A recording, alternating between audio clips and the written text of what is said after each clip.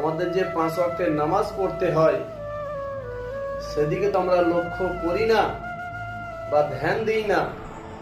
বিরাদার মুআজ্জাজ সামাইনি কেরাম, আজকে আমরা দুনিয়াতে এত কিছুর মায়াতে পড়ে আছি, কিন্তু একটু চিন্তা করবেন মুসলমান, কুল্লু নাফসি যায়িকাতুল মাউত, মরতে আপনাকে কিন্তু একদিনকে হবেই।